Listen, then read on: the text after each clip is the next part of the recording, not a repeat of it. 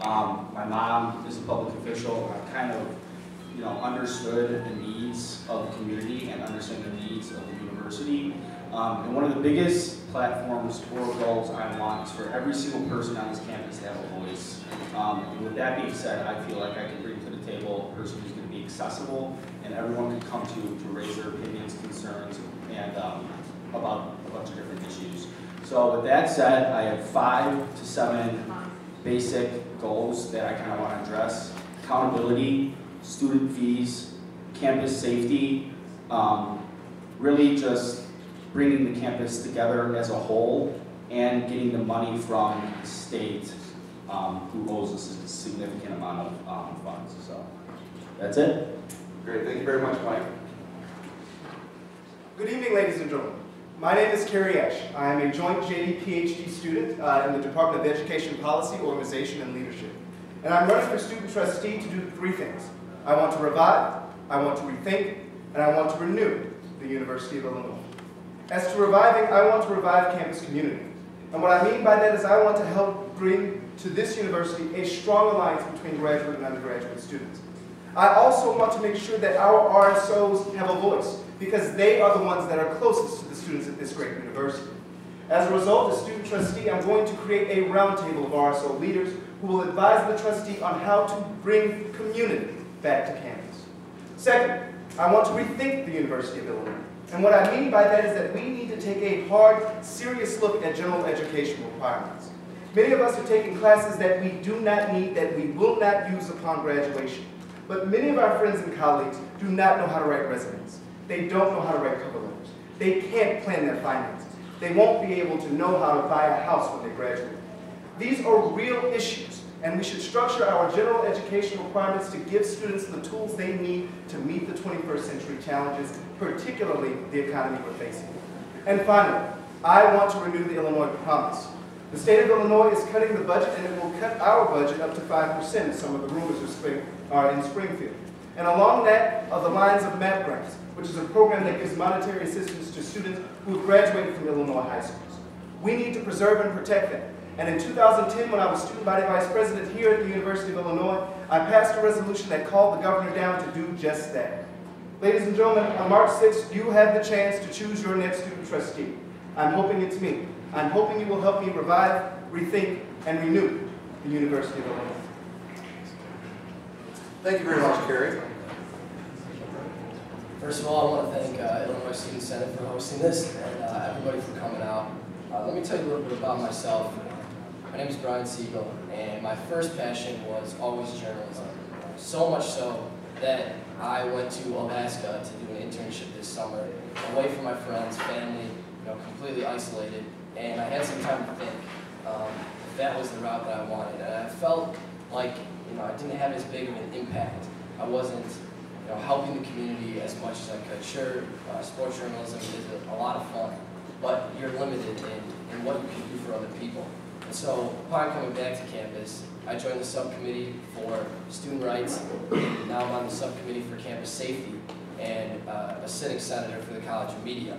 And so this was the next step into having a bigger impact on campus. And so, that's why I sit here in front of you today.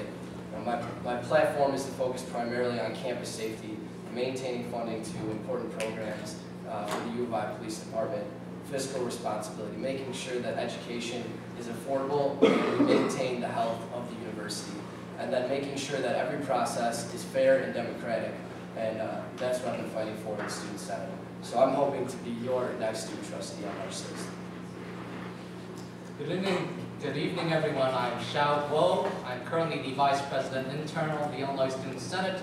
I've been serving on the Senate ever since my first day's freshman year, and I am a junior majoring in agribusiness markets management. However, that information is quite frankly not as important as this. I am a student at the University of Illinois at Urbana-Champaign. I'm also the historian of student government. I know the history of shared governance dating back from the 1870s all the way to the present. I know when the student trustee was made, and I know that since then, the title student trustee has lost both its prestige and its connection to the student. It's quite simple. It's quite simple to know what the current prestige of the student trustee is. please list about 5 actions that the previous 5 student trustees have done that benefited this university. Okay, I can't hear anything. So essentially what we have here is the disconnect from the only public politician in the Board of Trustees that is elected, by the students. Because remember, the Board of Trustees, they're all chosen by the governor. They aren't elected by the University of Illinois students. We, the student trustees, are the only ones directly bound to the constituents of the students of the university. That's why my platform is all about you.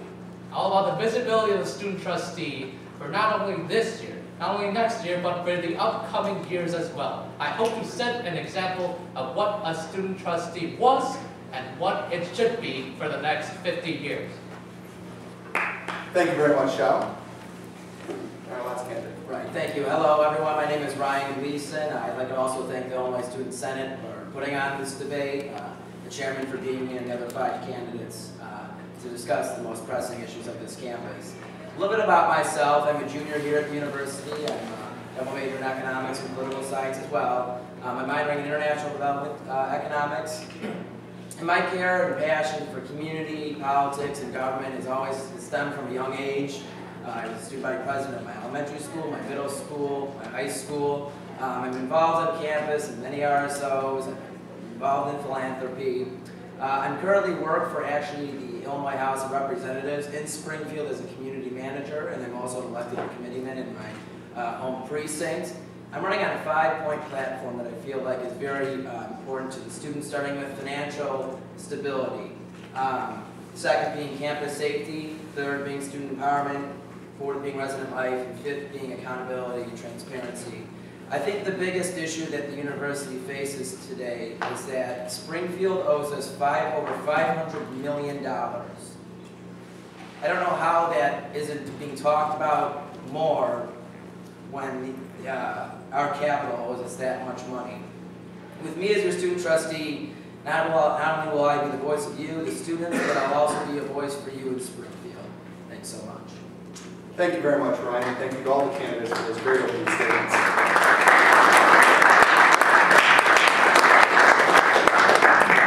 We're now going to jump into the first of 3 portions. As I said before, the first third will be about finding out about these gentlemen, why they qualify, why they should be your student trustee. So, we'll open it up, and starting with you, Ryan, and then everybody else follows. We'd like to limit these to about a minute, maybe a minute and a half, because as important as your positions are, I think everybody would like to hear a little bit more about your positions and other issues too. And so, the first question is, what qualifies you to be a student trustee? Ryan? Great question. I believe that I'm qualified because I'm out there on campus, I get my name out there, and I listen to the students and what the biggest issues are. I have a history of engaging students. This past fall, Champaign had its largest voter registration drive, and I registered over 200 students regardless of party affiliation. I've been in leadership before, explaining that I've been the president of every school that I've been to. And I think that something unique about me is that I actually work for the Illinois House of Representatives. You will have a voice. As I said, it's the most pressing issue today is financial stability here at the university. We did a great job at capping our latest tuition at 1.7%, but I think we can improve. I am running on a platform, a very comprehensive, detailed platform where I want to lock the rate of tuition to inflation plus 1%. I'd like to do that in my year as your student trustee. Thank you. Thank you very much, Ryan. Go ahead, Shao. Thank you.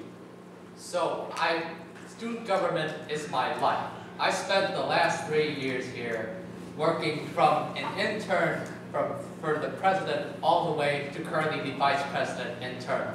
What my job is I focus on the governing documents of the Illinois Student Senate. I focus on the nitty-gritty, which is one of the most important roles of the student trustee. The student trustee has to, every single meeting, look at the minutes, look at the agenda, look at the specific language in each legislation that goes through the Board of Trustees, each report, and they have to dissect it, they have to question the writers of these reports and legislation, and they have to ensure to the students that their job is being fulfilled, that the student trustee is working for the students, that the student trustee is communicating to the students that of these agenda items, of these important issues that occur during the Board of Trustees meetings. I have the experience, I have the organizational skills, and I've done it.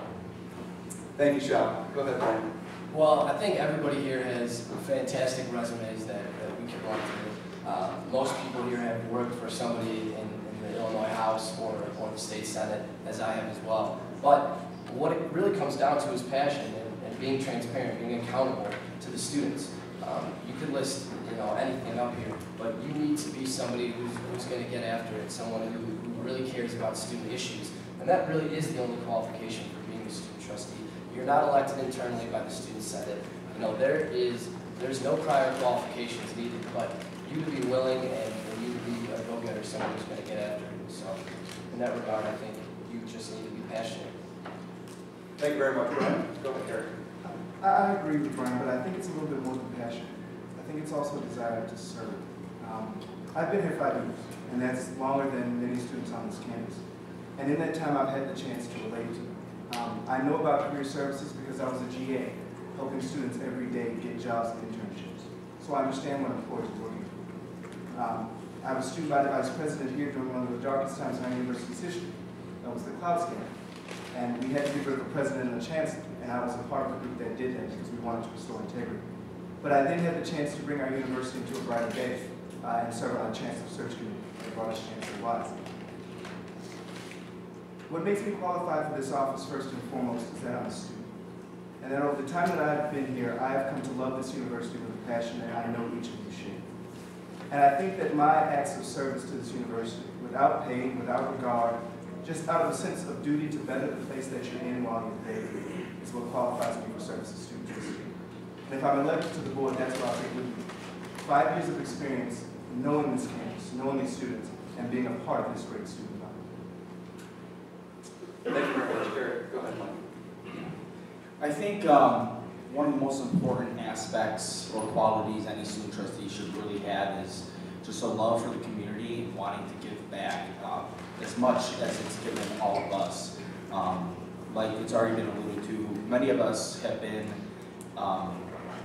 have held leadership positions in a multitude of organizations on campus, or have served, the Senate or the House of Representatives, or like me, I served for Cook County, Board of Cook County. So I think one of the biggest things is just wanting to give back to the community and wanting to give back to the students, and at the same time being accessible. The students knowing that they can come to you for any issue, concern, opinion they have, and that your voice and that their voice will be heard at the table at the Board of Trustees meetings. Thank you very much, Mike. Ladarius? I'm definitely qualified to be your student trustee because, just like Shao was saying, I am a student, but I am a student who has been dedicated to many different departments in the student affairs here at the University of Illinois. And I am not afraid to go against politicians or politics, because I believe the role of student trustee does not reside in the politics of campus, but in student affairs. And so, with that being said, I've worked with the Dean of Students, I've worked with University Housing, I've worked with the Leadership Center, I've worked behind the scenes at all these departments, and I know what some of the pressing issues are for our students. I've also communicated with many different diverse RSOs, not just the ones I like going to or the ones that I represent, the ones that I do not know, the ones that I feel need to be heard here on campus.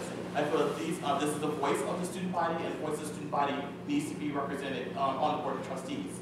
With that being said, I also believe I have the courage that it takes to stand up to these politicians and also to the student leaders here on campus to let them know, hey, inflation happens, we might have to pay some more fees, or let the Board of Trustees know, hey, we are students, we are broke, we don't want to pay any more fees. And so I believe that is the role of a student trustee, being a voice, being courageous, and knowing your campus.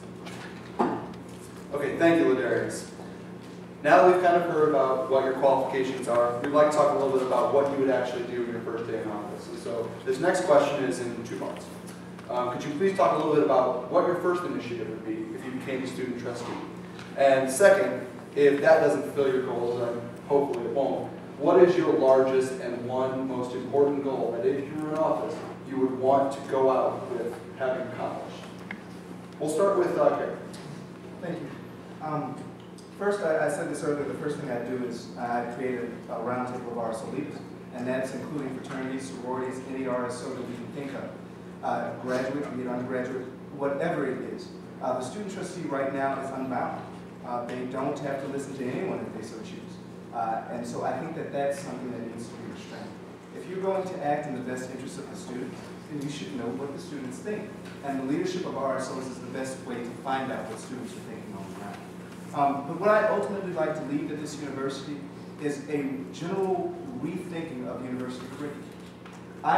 The only purpose we come to an institution, of course we come for fun, but we come at the end of the day to get a degree, to get a transferable skill that will help us to get a job. And being on the other side of that, I understand that now because I didn't necessarily have that going in. But if I can help change the curriculum so that it aligns with what employers are looking for, the skills that they want out of their students, that is what I think I can contribute the most to the student body at the university. Okay, Gary, go ahead, Mike. The first thing that I would do if elected student trustee is probably, just make the student fees in general 110% transparent. And I'm not just saying, a lot of you can go on your tuition and look at where these fees are allocated towards, where they're appropriated, but I want a line item by line item saying every single penny and what it's spent for or spent on. That's one of the big things that I would bring to the Board of Trustees or table. In terms of an overall goal that I would really like to see in a year and a half leaving this university, I would say increasing the job placement rate, and that would be through our vast network of multi-million-dollar alumni corporations, CEOs of all these huge companies. I want to bring them here, open it up for everybody who is an undergraduate to actually get their dream job, get what they wanted. And just pretty much increase job placement rate for the university as a whole. Sorry about that. That's okay, no worries. If I tap, you can just wrap up and have a couple comments. Sure. No problem. Okay, go ahead, Ladarius. All right, my first day in office is going to be dedicated to contacting campus administrators and campus leaders to figure out what their pressing issues are and to see where we need to head into the future. And so contacting whether it's the Dean of Students, the Vice Chancellor, the Leadership Center, RSO presidents, even residence hall organizations. I need to find out what our students want and figure out where we need to go into the future. My lasting initiative that I would say that I'm so dedicated to is making sure that our campus moves in a more inclusive way. And so we're a very diverse university. That's something, I work for undergraduate admissions, that's something we tout all the time. We're one of the most diverse universities in the world. Well, let's be inclusive as well. And so with that being said, I'm going to try to plan a huge connection between whether it's the African American Cultural Center, the Asian American Cultural Center, all of our campus departments, and OIR to make sure that we have programs set up for students who have been represented so far or students who are receiving very little representation. My lasting initiative, I would say, is to make sure the student fees stay as low as possible. For the last 3 years, student fees have continuously gone down. This past January, we actually passed the lowest student fee rate ever in the university with 1.7%, and that was amazing. And that's what I want to see. Thank you. Thank you, Ladarius. Go ahead, Brian. Well, I think the most important thing to do for my first day in office, and I think Brian touched on this earlier, is the state of Illinois is in debt to the university so much money, and all of the things and the programs and everything that we want to do to make the university better, it's going to take money. So we're going to need to strengthen the relationship between the university and the state. We pay professors and researchers here millions of dollars, and they have to go through ridiculous bureaucracy and red tape to get a Petri dish. That Petri dish has to be tested against 4 other ones and see which one is cheaper. And so the process and the relationship with the state needs to be strengthened. It's pretty weak at this point. And then my next initiative, and I think it's something, Carrie touched on this, uniting all the RSOs, and there's already been a process in place. Our current trustee, David Gleason, with Uniting Illini, which is a website where student leaders can get together and find different organizations that they want to be involved in, or even if you're not in an organization, you can go there and see what you want to join. And I think continuing that program that has been started would be a tremendous opportunity for all students on campus. Okay, Brian, go ahead, Sean. Okay. Well, the first day in office, for a student trustee begins in the summer. So there's essentially nobody on campus other than those who are taking summer school. And the first thing you do, you shouldn't storm out the legislature asking for goals, because when the legislature asks you what student supports you, you'll probably not have a good enough answer for them. So the first thing that I would do would be to launch a social media campaign, advertising to all the students of the University of Illinois that I am their student trustee, and that I would immediately begin surveys, online surveys on various issues that will come either from that day or from like a week forward. And I would go into that board of trustees meeting already with a list of things that the students of the university, not me, the students want to improve this campus. As for my larger initiative, I want to make sure that I'm available to all of you, so I'll be probably out in the middle of the quad even during the winter. All right, Shep, go ahead and wrap it up. My first day in office, I want to get familiarized with the rest of the Board of Trustees, the trustees also that were elected in Springfield and Chicago. Because I believe there are 3 trustees, one of them only votes on the board and has a binding vote. I believe this year it's down the line of which Governor Quinn does it. That will be the UIUCs, should I be elected. I would be the student trustee of the 3 campuses. On the first day, yeah, I want to get to know the trustees better. I want to start finding lawmakers that are more susceptible in getting that $500 million back. I have an agenda where I'd like to cut the pay of the administration percentage-wise as for the rate of tuition is increased. I'd also do the line-by-line student fees as well, because students such as myself, I don't actually use the health insurance here at the university. So students should not be paying for those. And I'm looking to push an agenda of locking in room and board fees. Okay, Ryan?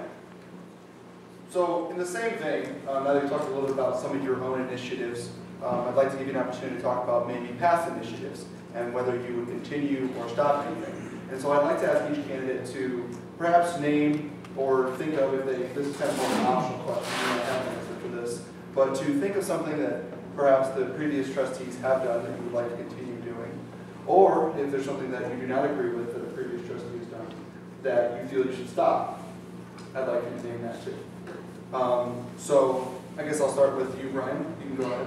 Well, the first thing, as I mentioned in my previous statement, UnitingIllini.com, I think is an initiative that Trustee David Pileski has taken that should be continued and made even stronger throughout my term.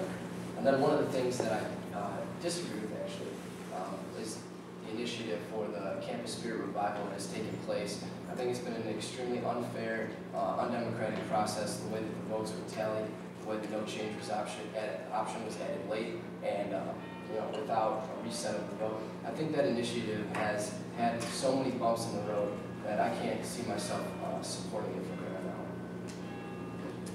out. Okay, Brian, don't worry, we'll have discussion about that much more later on. Shao, go ahead. Okay, so what I will continue to be doing is continuing to charter the history of student government here on this campus.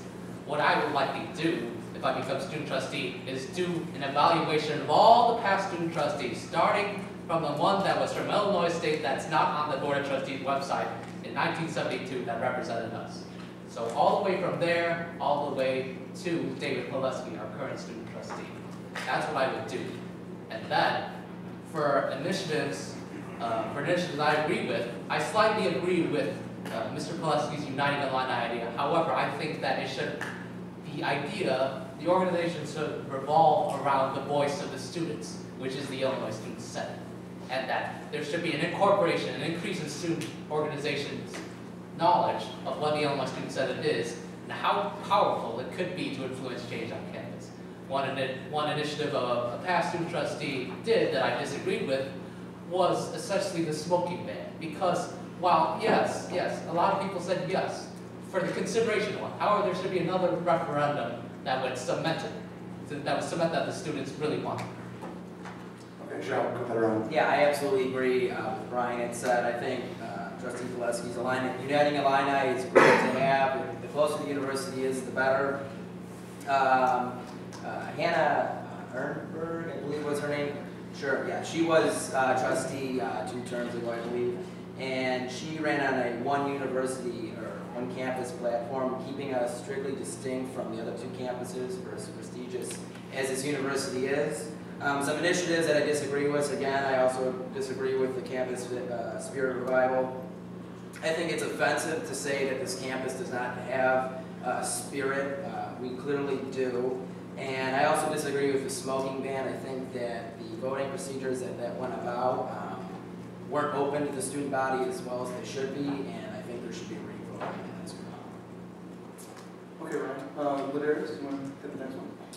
Yes, the past initiatives by the trustees, I definitely agree with them. I've researched a few of them. I haven't found one that I disagree with.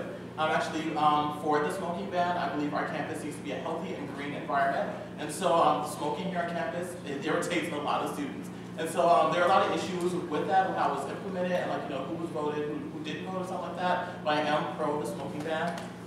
Again, I'm gonna just echo David Plesky's Uniting Illini thing. I thought that was an amazing initiative, and I would love to see that continue. But yeah, I don't have any initiatives that I'm against. Yeah, not to jump on the bandwagon or anything, but I definitely still agree with David Plesky's Uniting Illini. I think it was a brilliant idea by him and Shayna. But I would like to see advancements in many different places on campus. I think we need to get an overall more RSOs need to be involved in this. All of the leaders should have a director spot within this Uniting Illini. We need to get Greeks and non-Greeks to come together for the same purpose: philanthropy, service, networking with our alumni. And through Uniting Illini, I think we could really try to establish and implement this huge networking philosophy of really connecting to these older alumni, these guys who, are CEOs or COOs or CFOs of these multinational corporations, to come here and recruit exclusively from the university so we can all graduate with a job. It's one of my main goals. Okay, fine. Gary, you can wrap it up. Well, I'll shed a little light on history. I'm going to go all the way back to 2008. I think Chime Sonia was an excellent trustee because he tried to unite all three campuses. My colleagues on the panel have discussed about getting $500 million back from the state of Illinois. The state is broke. Let's just be real. The state is broke. They can't pay their workers. There's a pension, so we've got to do what we can as a family. And I think that Chime's idea was right. Let's figure out a way to bring the three student governments together. Let's figure out a way to bring the three student trustees together so that we can stand up and figure out an in-house way to solve our problems. Because leaning on the state of Illinois will get us nowhere. The University of Illinois is independent of its own right. And whether the state may sink, this ship will stay afloat. Okay, Gary. Now, kind of one last question maybe to wrap up this portion of the debate. We can move on to some other issues. Maybe take a 30 to 45-second order. I want you to consider the average student, the person on campus who you interact with every single day, one of the many students who you talk to in your classes, in your RSOs, in your fraternities and sororities and everything else. And I want you to ask, what one thing is that student concerned about, and how are you going to help that one person? What does the average student at U of I need you to do for them? Ladarius, we'll start with you. I would say the average student on this campus, what they need me to do as their student trustee is just to make sure that our campus is united and that we're not divisive on campus. The average student that I've met, they are really concerned with, I don't know anyone, we say this place is diverse, but it's not really diverse. I believe that is the main issue that we need to go into for the next year, is making sure that we are united as a university. Okay, go ahead, Mike.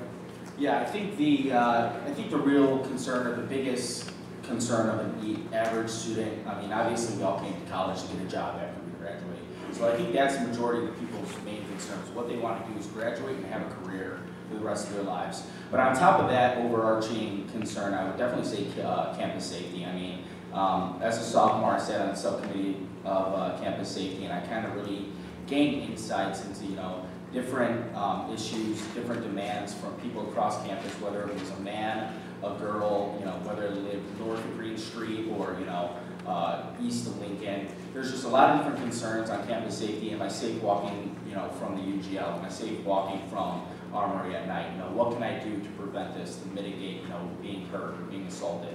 So I think one of the main issues that the average student is concerned about beyond just getting a job after college at the University of Illinois is staying safe. Okay, go ahead, Karen. quite frankly, I think the students just want honesty. They want somebody to look them in the face, and they want somebody to tell them the truth. And they want somebody who's going to work hard to solve their problems. And of course, jobs is the main one. And I've expressed to you how we can do that. We can call in businesses to change our curriculum to make sure that students are getting the skills they need. As to campus safety, I mean, let's be real, we're at 40,000. We're relatively safe. We have a very large police institute that turns out police for our campus police year after year after year. The cities of Champaign and Urbana have collaborated to make sure that this campus will be safe, particularly come unofficial. So let's not be coy. When we have football games and basketball games, this campus is relatively safe.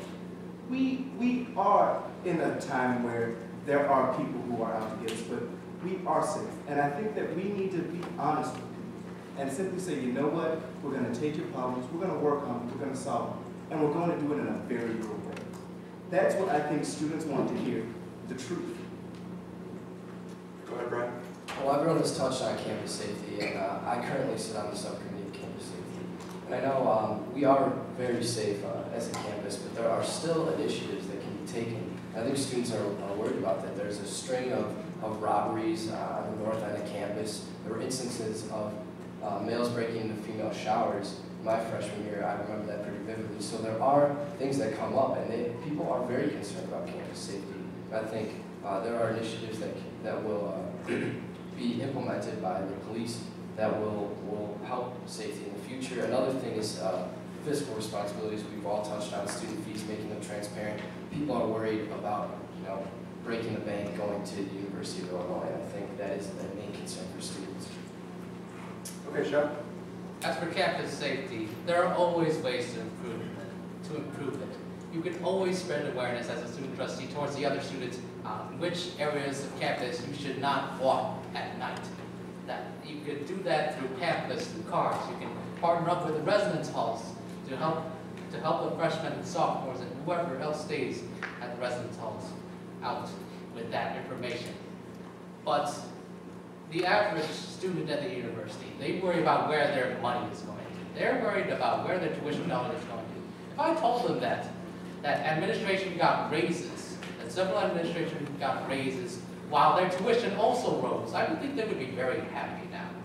Now, what I would do is, at the beginning of the year, before tuition is set, I would do a mass survey of which areas to allocate the tuition funds towards. Because it's much easier to talk to the Board of Trustees about where to allocate rather than to simply lower the tuition. Okay, Shep. Ryan, you can wrap this up. So the average student here at the university overall is passionate about the university. You're all here, you care about this university, you care about your education, you care about your own well-being. So if I'm talking to the average student on, let's say, an afternoon, this student cares about his education. And why do they care about it? To get the best grades possible to get the job that they want. It's touched on in the presidential debates last November. 50% of college graduates don't acquire a job after graduation that's relatable to their degree. Now, if I'm talking to a student in the evening, that student cares about their campus safety. Campus safety is an issue because there are crimes repeatedly happening. I think the best way to go about that is through by embracing the 21st century's technology and adding another 200 security cameras on campus to bring it over 1,000. Thank you, Ryan, and thank you all for articulating your positions and giving us a better opportunity to understand where you stand on these very important issues. And if you and the audience members have any more questions about those positions, feel free to bring them up in the portion after the break when we give you opportunities to talk to the candidates. For now, I'd like to go into some of the more debatable issues. And I'd like to shift a little bit of the focus and maybe a little bit of how we run this debate. So some of these issues are going to be a little contentious. You're going to want to disagree with each other. You're going to want to take positions, hopefully, that will showcase your true motives and your true positions on these important matters. And so in that regard, I'm going to limit speaking time to about 2 minutes. And I'm going to give you guys the opportunity to talk as you want to talk. So if you can acknowledge to me that you want to speak, then that's fine, and I will acknowledge you. If you want to respond to a candidate, wave me down, and I'll give you the opportunity to do so. As long as we keep it civilized and in some orderly manner, I think this could be a very fruitful discussion. So the first item on our agenda, we've talked a lot about fees before. We've talked a lot about where the transparency lies.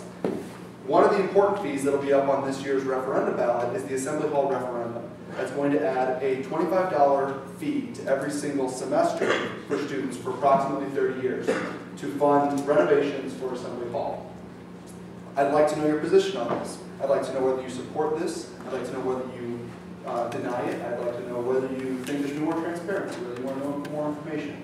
I want you to give these students the opportunity to understand whether you like or dislike this referendum question. And whoever wants to start off? Go ahead, Shao. Now I really dislike this referendum question because I don't even know what their budget is. I don't know what the money is going towards. And if I don't know, if I, the Vice President Internal of the Illinois Student Senate, who the Assembly Hall people should go towards, don't know what it is, then the rest of the student body doesn't know. And that's really concerning. Because this is $25 a semester. This is $50 we're talking about. This is $1, this is $2, $50. It's unacceptable for them not to come and talk about their budget. It's unacceptable for them not even come to the Senate. Not even broadcast on their website exactly item by item on what their money, on what our money would go towards. Shame on them. Shame on Assembly Hall. Right? I want to echo what Shao has been saying. They have not been transparent at all in the process. All of us up here, we love Illinois sports. You know, Assembly Hall does need renovations, and there's no denying that. But the process has to be appropriate, and I don't think it has been.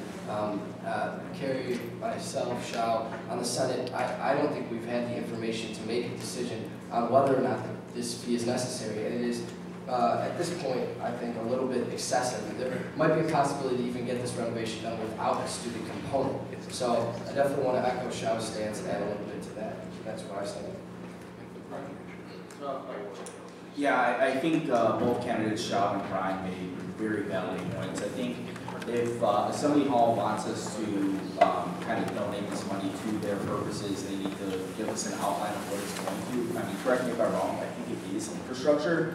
But to me, I think that the students essentially should just have a voice whether they want to or don't want to. Me personally, $25, $50 over 1 year is a very small portion of the combined tuition and housing of $120,000 that I'm paying to go here for 4 years. So $50 isn't that excessive. But once again, I want to echo that if a student feels that this is unnecessary, they should have the right and choice to say, hey, I don't want this. Well, I'll jump in. I completely disagree with the renovation and the cost put on the students. I think that Illinois should expand on its program called Illinois Foundation to reach out to alumni more, get more donations for that. I would disagree with Mr. Cunningham saying that $50, you know, is a small portion to you perhaps, but to many students here who rely on loans, grants, that $50 means maybe one less book. That $50 means one less night out. For what? How many students actually, for a student that potentially doesn't even attend at Assembly Hall? I didn't even find out about the referendum until the county clerk, in fact, informed me. Now the designs look amazing, it'll bring so much more spirit to Assembly Hall, but at what cost?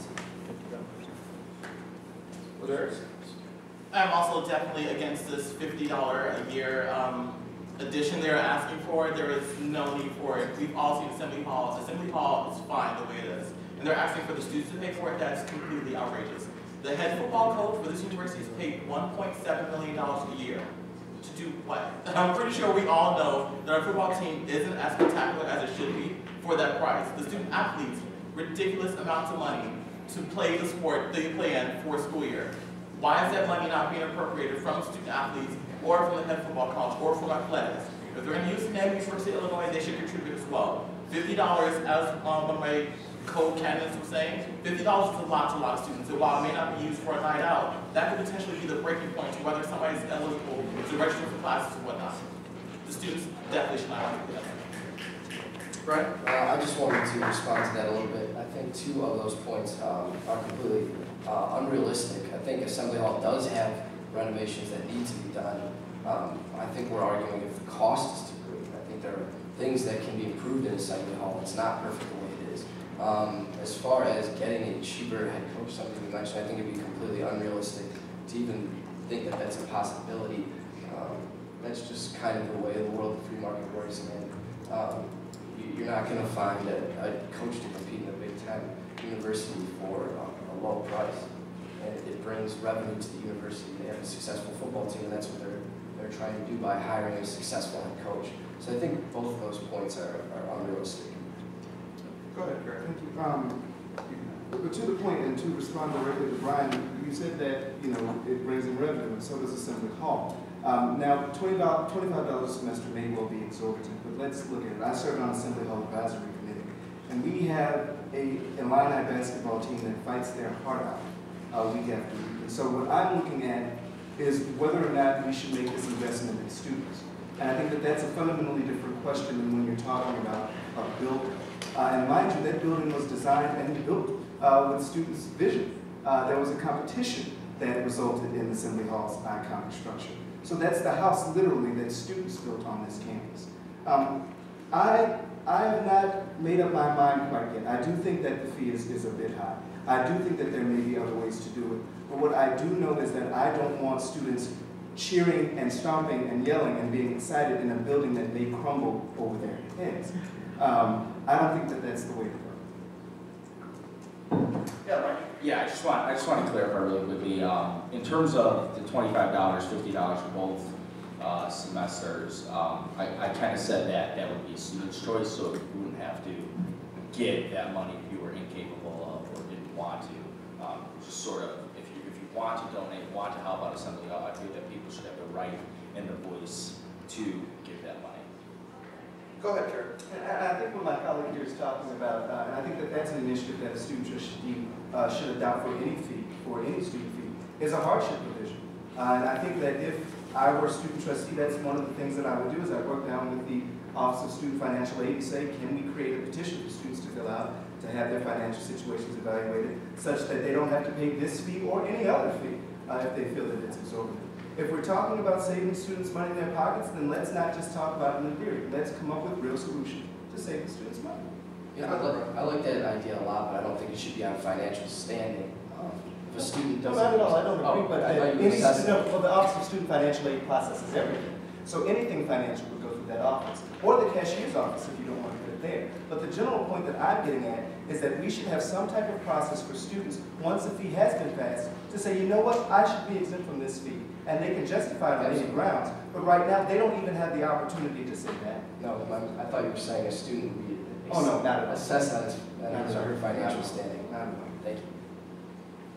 So are you suggesting, Carrie, that some students will be paying the fees through what your means and some students won't, based on their socioeconomic background? No, that's what I just told him. I said Yeah, no. that's What I'm saying is that any student who feels that they have been wrongly assessed should have the potential to do that. For instance, one of the things that graduate students right now are facing is that they get $0 paychecks. And that happens because of a taxation issue that is happening campus-wide. And so those people get $0 but can't petition to have their duties re-examined. So I'm applying a similar principle, is that if a student feels that their fees are being, assessed to them wrongly, be it they only get $0, $1 a year in their income, or they make $100,000 with their family, they should still have the right to say, you know what, this fee, I don't want to pay it. And I think that's what we should do. Thank you. Thank you all, gentlemen. Let's move on to another topic that I think is all kind of on the minds of everybody. Brian mentioned it before, as others have too. The search for a new mascot. As everybody knows, the Campus Spirit Revival Committee has tried to find a new mascot, and obviously we all know the results. And so I'd like to talk a little bit about your positions, and I'd like to be as broad as possible. I want you to discuss whether you support the Campus Spirit Revival Commission, whether you feel that it was a proper exercise of power, whether you feel that chief plays any important role in this, whether the school should retain no mascot at all, whether it should adopt a new mascot. Feel free to kind of go very broadly with this, but that's kind of the idea. Brian, go ahead. Well, I think there is no denying the university's history with the chief. I myself grew up loving the chief. I think everyone else on this panel definitely did. But But my stance has been in support of Stop Campus Spirit Revival because they did not have a fair voice in this matter. The way that the ballot was formulated, it was made you choose two options. There was no change option, which we did vote in the Senate to get on the ballot, and the vote was not reset. I understand some of these problems are internal, but it is the job of the student trustee to stand up for everybody's voice. And I think not everybody's voice is being heard. And so I do not support the Senate support of Campus Spirit Revival, nor I wasn't there at the time that it was passed, but that would be my stance. Brian, anybody have any responses? I just like to add, I don't think the Senate really understood how much alumni donations are lost of it. My father being an alumni here has questioned his donations to the university strictly because of this. The chief is our history, the chief is our heritage, and why are we trying to essentially change it when we have such a strong, rich, proud heritage? So I myself am against Spirit Revival. Carrie, do you want to take one? Yes, I do, and I want to share actually a document with the general public here about this matter. So I did some research into it, and one of the reasons that this issue concerns me is what would happen to students if the chief were remade our symbol. And it's being distributed to you all, but what I'm showing you, and Adam, you can verify this is the Board of Trustees resolution from March 13th. Is that right? March 17th. Yes, what he's handing out does appear to be that document. And on the second page of that, the Board of Trustees said that whereas in August 2005, the NCAA enacted a policy which sanctioned the University of Illinois athletic programs for continuing the symbol of Chief Illini and related regalia, and barred the university's athletic teams from hosting postseason competition. This is page 2. And it also says that the Board of Trustees supplemented its guidelines to recognize the NCAA's policy because it wanted to ensure that student athletes have the opportunity to compete at the highest level. So what the Board of Trustees is saying here is that were the chief to return as the official symbol of the University of Illinois, you wouldn't have athletic teams to cheer for. They would be sanctioned. That means students who are competing and representing the Fighting Illini would lose educational opportunities if they're on scholarship because they wouldn't be able to compete. Not only that, they would lose the chance that they are here for on scholarship to further their professional careers. As a student trustee, I could not support any measure that would hurt students. Now, don't get me wrong, the chief is as much an iconic symbol of this great institution just as the alma mater herself is, just as the bells at Allgill, just as this very building is. But anything that hurts students and takes away the opportunity for them to have a brighter future, I simply can't support.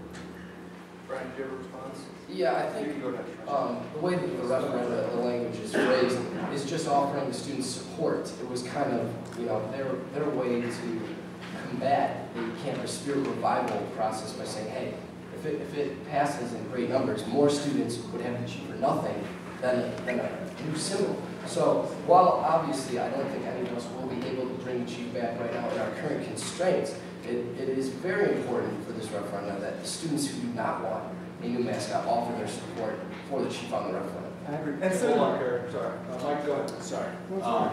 Yeah, I was going to bring up this issue. Carrie kind of gave me the puncher though. I just want to make it known that the NCAA did sanction us on this issue, as well as 22 other universities that had Native American mascots associated as their official symbol for their university. So it isn't like this is a University of Illinois problem, it's an NCAA problem. But with that being said, I'm on full board with both Siegal and Gleason in terms of stopping Campus Spirit Revival. For me, it's chief or the Fighting Illini. And with that being said, being the Fighting Illini as of right now, and that being the mascot or slogan of our university, I mean, I think in 2013 we're as strong as we ever have been. But I do have to bring up the fact that this isn't a university thing. We can't solve this here in Urbana-Champaign. It will have to be with the NCAA as an institution. And but at the same time, I do, it's either chief or Fighting Illini. I'm not really in support of any other mascot besides those two. For clarification regarding the Senate, I was a senator last year, and when that resolution was put before me, sponsored by the president that year. Also, it wasn't Campus Spirit Revival back then, it was Students for a New Mascot. I think it's shameful that Campus Spirit Revival had to change their name in order to possibly gain more support. But anyways, Students for a New Mascot last year, their proposal was fundamentally different. They said they were going to consult on that. They said they were going to consult the pro-chief people on this campus. However, that evidently changed this year. And I was never in support of it. No. I was never in support of Campus Spirit Revival. No, not from the very beginning. Because Chief Illini has been here for so long. And it should not be replaced. Our new symbol should be what the symbol of the New York Yankees and the LA Lakers is that of the history of winning. Is whenever you enter Assembly Hall, you see all the Raptors, you see our national championships, you see the Darren Williams, the Frank Williams, and outside our Memorial Stadium, you'll see the Red Rangers of the world. We need more of those. We need more winning. We don't need another symbol if it's not Chief Illini.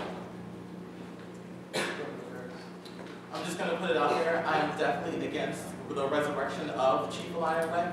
I do not believe that this is a symbol that the university needs to have.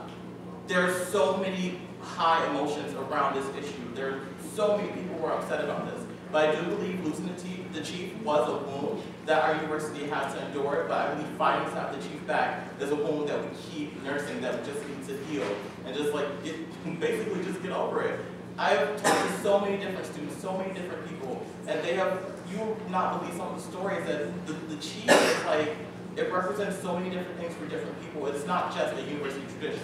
And not all traditions need to be continued year after year.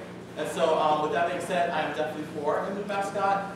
Obviously not some of the ones that were on there like the kraken or the deer that does not represent the University of Illinois at all. But I am, I'm conflicted about this because as a student trustee, I am the voice of the student body. And so some students want the chief, some students don't. And so that's something I'm going to have to do. I'll put my own biases aside and make sure that we can continue into the future. And Senator Siegal, and if I may respond, I mean, of course, to enlighten you, whenever the student body speaks on a referendum, the student senate is then bound by that. And I know you arrived in the Senate about a month ago, but I want to make sure that that point is clear.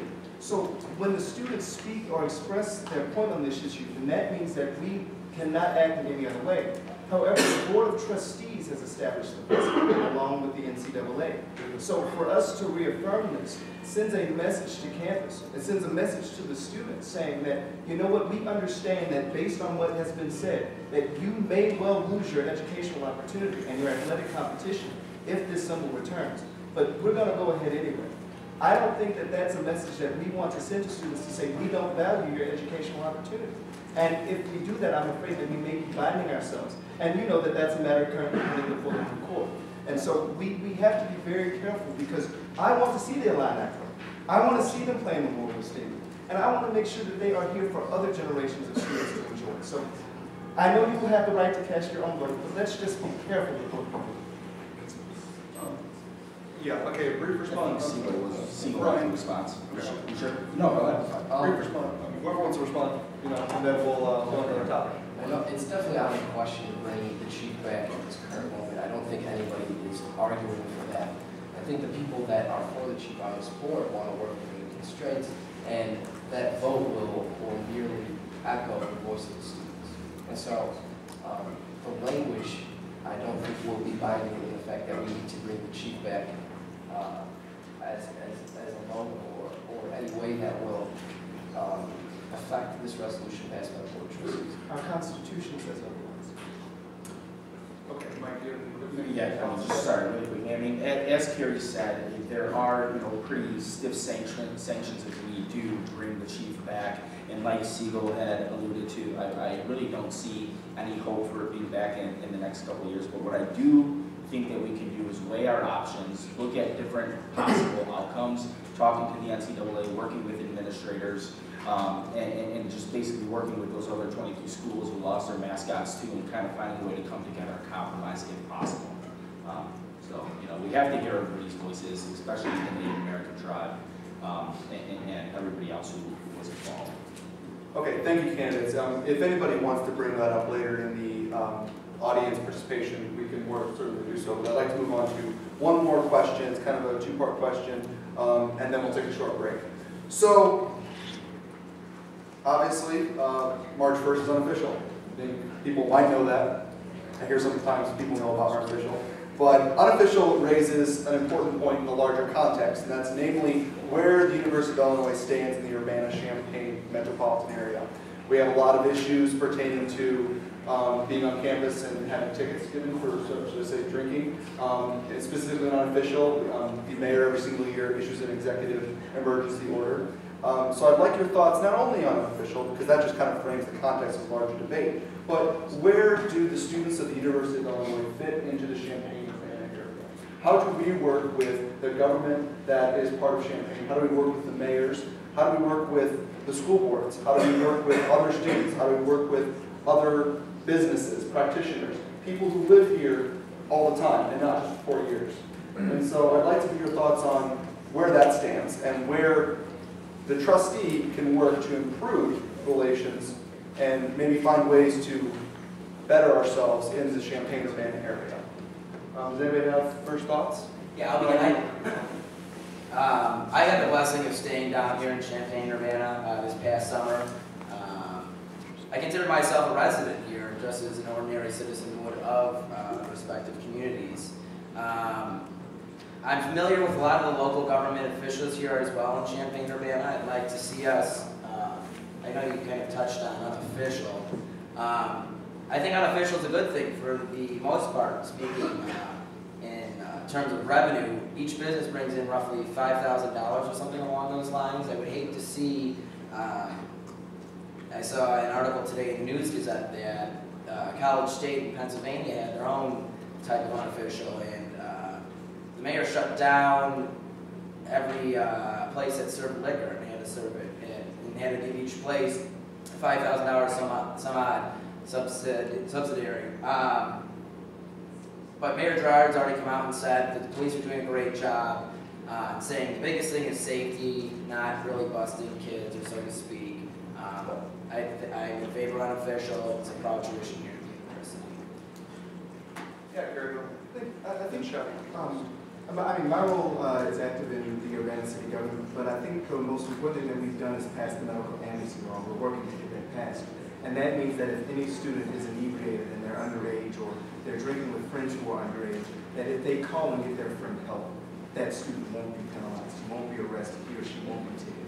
And I think that that's the most important thing to do, is that students, we're going to have fun. It's what we do. I mean, of course we get good grades, but we have fun too. And I think that the way we best work with government is to make sure that in those times where we all want to do the right thing, that there's no penalty for that. So, happy unofficial everyone when it gets here on Friday, but I think that's the most important thing we can do, is we need to work with our legislators to make sure that when students find themselves in sticky situations, that there's no penalty for doing the right thing. Shad, you have something to say? I would merely be echoing the rest of the candidates here on my feelings of what the trustee's role regarding unofficial is. However, there's one thing that kind of bugs me about it, kind of has been bugging about it for the past few years. Gleason said it's been a proud tradition. Yes, it was in 1998, so it's more than 10 years old. However, there's a tradition that's mostly forgotten by most students here, and it's the birthday of the university. The birthday, I mean, is the day when the university opened for classes the first time. That would be March 2nd, 1868. March 2nd is our Founders Day, and it's the day after unofficial. And Founders Day it's a holiday. It was a celebrated tradition from the 30s, and I don't know, all the way through the 70s. Very celebrated. It was essentially a spring homecoming. And it's really upsetting that unofficial right now is overshadowing our university's birthday. So if anything, I would like unofficial to be moved at least a week after Founders Day. And I don't mind Founders Day. The student trustee should encourage those who aren't formal, who don't partake in the activities, to stay home, keep themselves safe. Yeah, 1867 Society's done a fantastic job promoting I Love Illinois Week leading up to Founders Day. Back to unofficial. We do bicker a lot in the Student Senate, but one thing we do agree on is the amnesty bill, which is a great piece of legislation President Brock Gebhardt has been working on. That will definitely promote a safer environment. You have a personal responsibility to yourself and your friends, anybody that you see, to make sure that everybody's safe. And campus safety initiatives will be in place, and I know the police staff are working their hardest to make sure that takes place. Yeah, I think, unofficial every year is obviously a pretty big issue, but one of the main things that, all these candidates have already brought up is the fact of outreach, communicating with our legislators, communicating with the city of Urbana, the city of Champaign.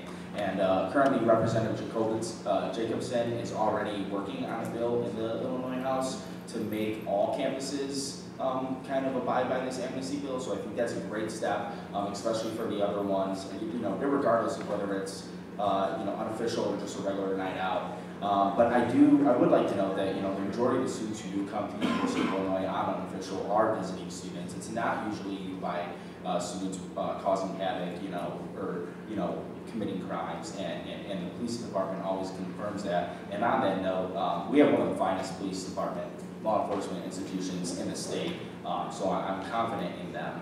And I'd also like to say, Shao, I do celebrate our university's birthday every Awesome. March. Well, in response to the Siegal's comment about I Love Illinois Week, I love it too.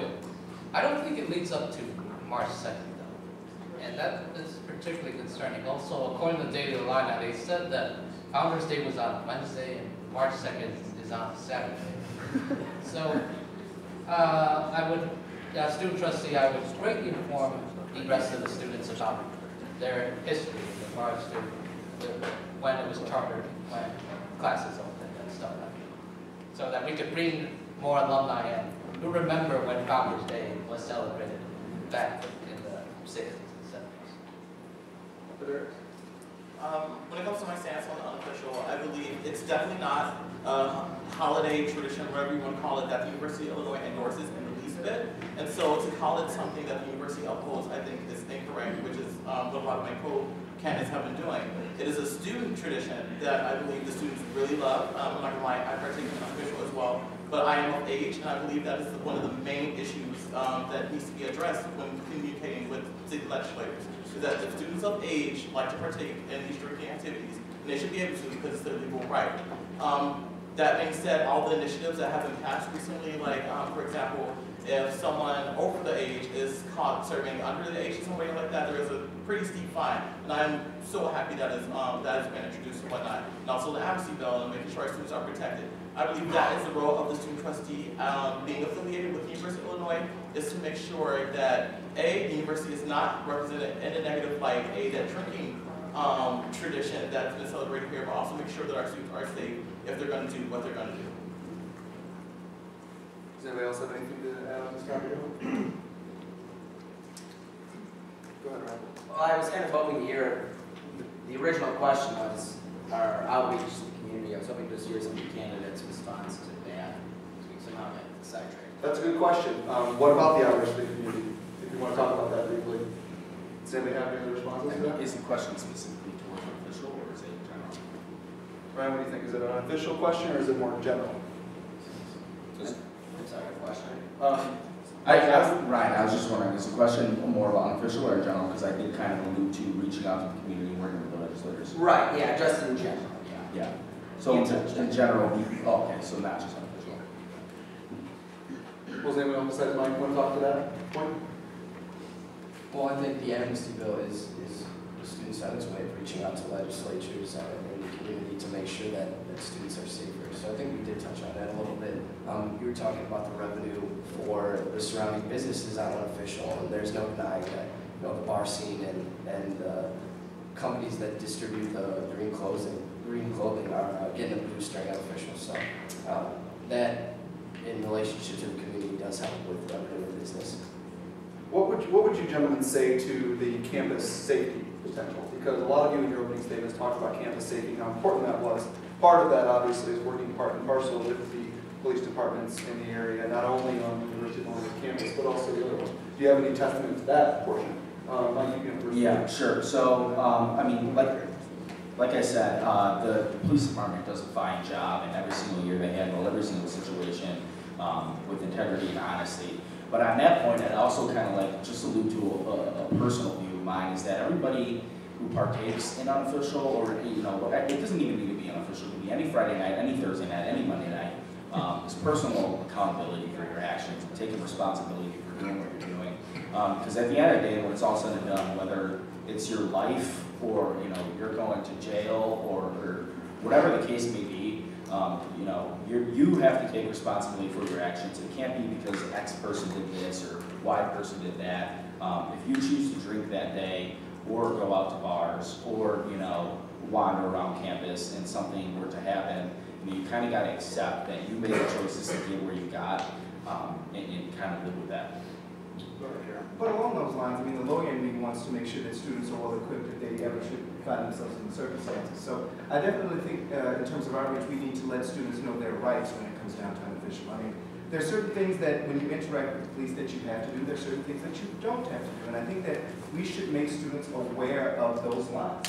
Letting students know their rights empowers them in that moment so that they are aware of what's going on with them and they can prevent circumstances from happening. And so that's why I'm very glad to have the amnesty bill put forth, and that's why I raised it in the initial discussion.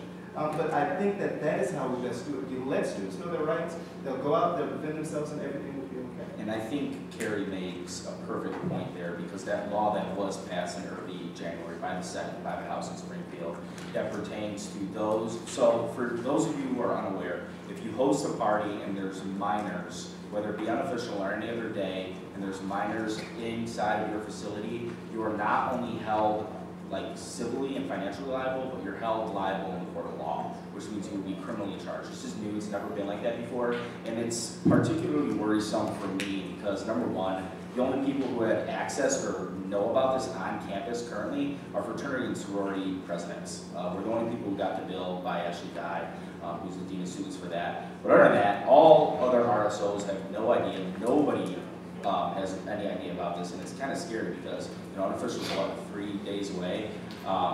There could be a lot of people who are going to wake up Monday morning and say, "What happened? Why am I in jail?"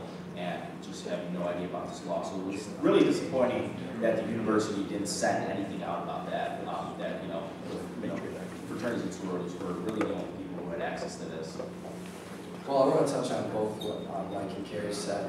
When I found out about this new law, I posted it on my Facebook group, which has upwards of 300 people, so new people that could spread this information way back when I first heard about it in the Student Senate. As far as initiatives that the police department has taken, one of my favorite has been the street crime unit, and that is officers in plain clothes on foot from 7 p.m. on, taking care of the problem areas, making sure that there aren't assaults, robberies, so you're safer when you're walking alone. So I think as far as campus safety goes, that is an initiative that needs to maintain funding that will hopefully bring success, as was just implemented last month. One of the main concerns when I talked to U of I Police Department was visibility. And a lot of students have kind of a negative connotation because of all the crime alerts that we get. So I suggested, why not send mass mail of successful programs and things that the U of I Police Department has newly implemented that will help students. And that is a better way to spread information. I sit on the subcommittee for campus safety, and we're talking about making emergency phones, getting literature out there about what they can be used for, improving lighting in dark areas at night. So there are a lot of different initiatives that can be taken. And I think so far the police department and everyone else has done a fantastic job. And to that, Yeah, I think Brian has campus safety the sentiment well put down. Programs I'd like to see added on to is I'd like to see the Adopt a Cop program expanded. I'd like to see, I know there's an officer within 60 seconds of anywhere on campus. I'd like to see an officer actually on the quad during the days of school with the heightened security, with gun issues and whatnot. And then again, I'd like to see another 200 security cameras added to campus, bring our total to over 1,000. Go ahead, Carrie. and Ryan, I think your question originally was to how do we communicate the issue. And so I think the best way to communicate is actually get students involved. A student trustee shouldn't be so caught up in policy that he forgets about real life on the ground. And so one of the things I'd like to see done is let's get a competition going. Which RSO can put together the best campus safety video? Let them go out on the quad, let them film in different places, offer them a prize to do it, and let it rotate, and then send that out via mass mail. That way students can see students being active in this process. Sometimes we rely on the administration to teach us what we need to do when we know as adults what we need to do. And I think that us sharing that message amongst each other is the best way to do it, because campus safety is not the most sexy issue, but I think that students participating actively in it will get other students engaged.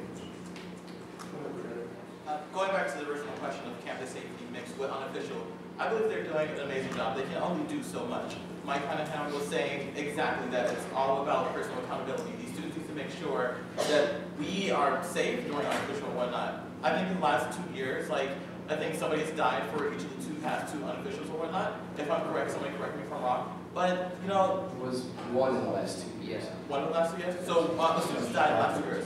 One student is... One of the last two. Okay, there we go. So, yeah, with that, it's like, even one student is too much. Out of the 40,000, why does one student have to die? It's really just up to them. Campus safety, they can only do so much. Do we really want campus safety to be the iron fist and be undercover in these parties, checking IDs, patrolling the streets, doing crazy measures to make sure the students aren't drinking? No, because if that happens, we're going to rebel. So I think they're doing as much as they can while giving us the rights that we serve as students. Okay, Shao, your final word with Dupree.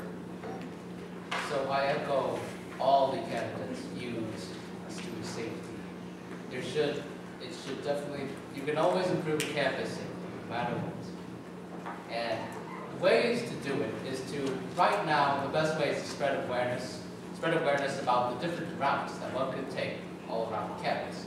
For example, the different streets that are well lit at night, that there's less crime there, and to popularize the streets that do in fact are not as safe to students.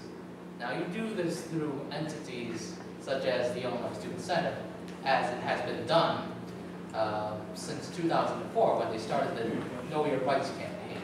And they hung up Know Your Rights pamphlets on each, I believe, doorknob of the residence halls. Each resident of the residence hall. So they all knew what their rights were in regards to safety. I think that all of them should know what their routes are too, know what their havens are, the places that they can walk towards. And as for the student trustee, around unofficial, the student trustee should personally be out there in the middle of the quad handing out pamphlets, essentially telling the students what not to do on unofficial, and essentially not to stir any trouble to bother those who don't partake in the event. That's the most important part.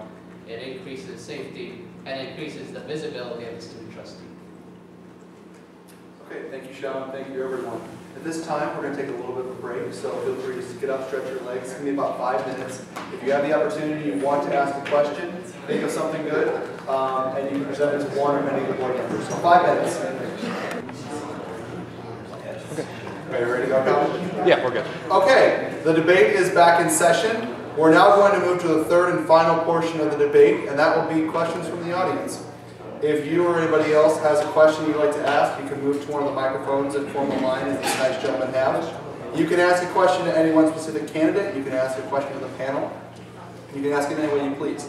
I will be screening, so if a question is out of order, I will not let the candidates answer. But I think we can all be adults here and ask questions that are on the right side of the coin. So, with that, I'd like you to state your first name, or your name, and then maybe what college or what year you're from, and then your question, if that's okay. Okay. My name is Ben Dees. I'm in College of Liberal Arts and Sciences Economics, 14, and my question is basically, what would you guys, all of you fine gentlemen, do to increase voter participation at the university? Because right now, basically, the only people who vote are the people who support. I rarely see any negative or anti-campaigns. And also just voter guides. The election is in basically 1 week, and I would love to see standardized issues where basically everyone can put in a 100-word blurb about what their positions are, and it could be dispersed to students. And it doesn't just have to be in English. There are so many students here whose English is not their primary language, and whether it be Chinese, Korean, Japanese, Spanish. It's important that they have their voice heard as well. We don't want to disenfranchise potential voters. And the Federal Election Commission requires everything done by county clerks and state election boards to make sure that everyone has the right to vote. Anybody can start, but I'm going to limit your talking time to about 45 seconds so we can get as many questions as possible. So, would you want to start? Ben, was your question more voting here on campus or general voting or both?